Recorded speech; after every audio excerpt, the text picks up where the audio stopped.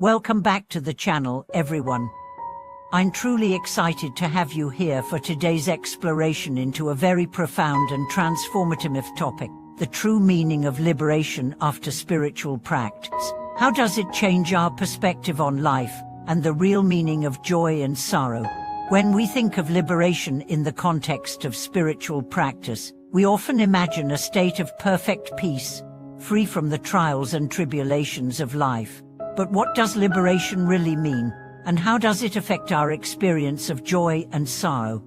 In today's video, we are going to dive deep into the Buddhist concept of liberation, or moksha, and explore how it changes our perspective on life's ups and downs.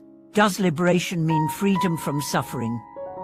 Does it allow us to experience life without the emotional turmoil of joy and sorrow? We will unpack these questions and reveal how understanding and achieving liberation can help us live a more peaceful, balanced, and meaningful life.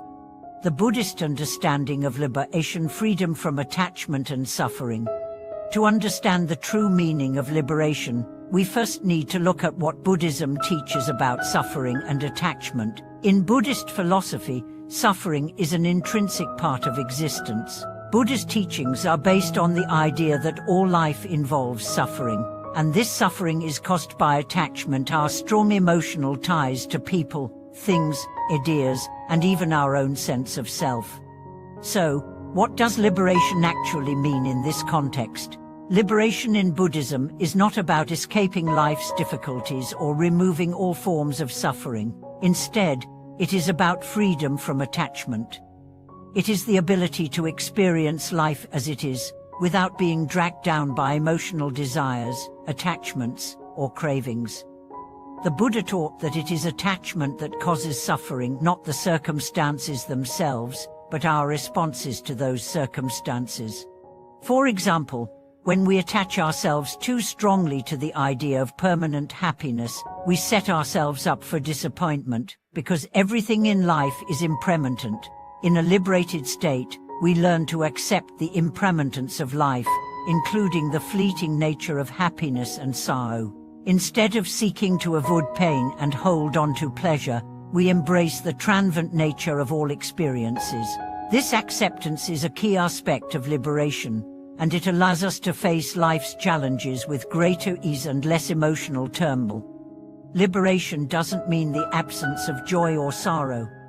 One of the biggest misconceptions about liberation is that it leads to a life without joy or sorrow. People often think that when they reach a state of enlightenment or liberation, they will no longer experience the emotional ups and downs that make life so unpredictable. However, this is not the case. Liberation doesn't mean the eradication of emotions, but rather a transformation in how we relate to those emotions. In fact, a liberated person may still experience joy, sadness, pain, or pleasure, but they will do so without becoming attached to those feelings. The key is not to be swept away by emotions, but to recognize them for what they are: temporary, fleeting, and ultimately impermanent. When we are no longer attached to the idea that our happiness or sorrow defines us, we can experience life more fully and peacefully. Let's look at joy and sorrow in a more detailed way. Joy is often a pleasant experience, but we tend to cling to it, hoping to prolong it. This desire for more joy can lead to frustration when the joyful experience fades. Sorrow, on the other hand, is something most of us try to avoid. But sorrow, too, is part of the human experience. When we let go of the need to escape sorrow and embrace it as part of life, we can experience it without being overwhelmed by it. Liberation means experiencing both joy and sorrow with equanimity, without getting stuck in either. The path to liberation: how spiritual practice transforms our relationship with joy and sorrow. But now, let's talk about how we can walk the path to liberation, and how it changes our experience of joy and sorrow. The path to liberation in Buddhism is called the Eightfold Path, which includes right understanding, right intention, right speech, right action, right livelihood, right effort, right mindfulness, and right concentration. Each of these aspects of the path helps us gradually reduce our attachment to suffering and move toward a state of inner peace. Right understand. The first step is understanding the true nature of reality, including the impermanence of life. We begin to understand that everything, whether it is joy, sorrow, success, or failure, is temporary and subject to change. Right intention. Our intentions shape our experience. By cultivating positive intentions and letting go of harmful ones, we can begin to shift our mindset away from attachment and toward a more peaceful, liberated state of being. Right speech and right action. Our words and actions are powerful tools for creating our reality. When we speak and act with compassion and mindfulness, we contribute to the peace and well-being of ourselves and others, helping us cultivate the qualities needed for liberation. Right lively, or choosing work and activities that are aligned with our values, helps reduce the suffering caused by greed and selfish desires. When we live authentically and mindfully, we create a life that supports our spiritual growth.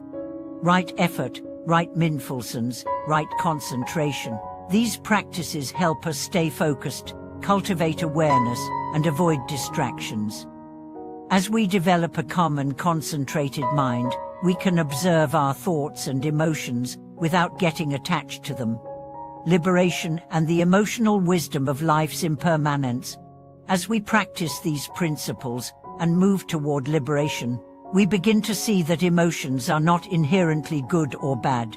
Emotions are simply part of the human experience, and liberation allows us to experience them without being overwhelmed by them.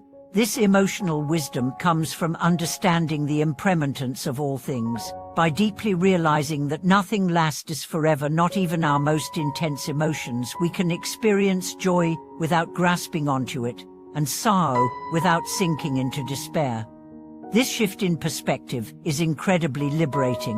When we no longer see emotions as something to cling to or avoid, we free ourselves from the cycle of craving and aversion that keeps us trapped in the emotional roller coaster of life. We learn to ride the waves of joy and sorrow with ease, knowing that each wave will eventually subside.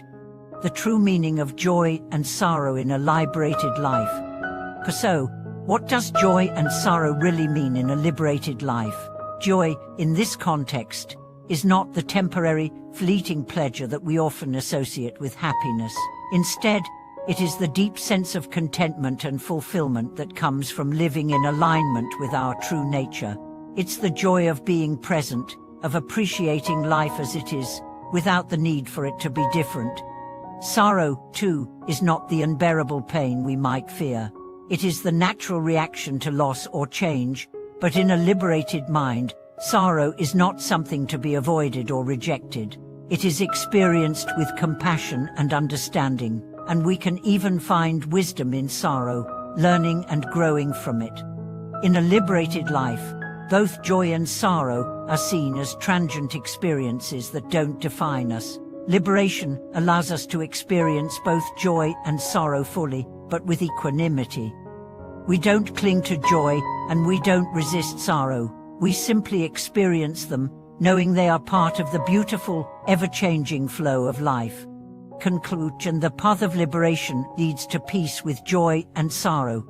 Thank you so much for joining me today as we explored the true meaning of liberation and how it transforms our relationship with joy and sorrow. The Buddhist path to liberation doesn't promise us a life free of emotional highs and lows, but it does provide the wisdom and tools to experience those highs and lows without being overwhelmed by them. When we learn to embrace life's impermanence, we can experience joy without clinging to it, and sorrow without sinking into despair.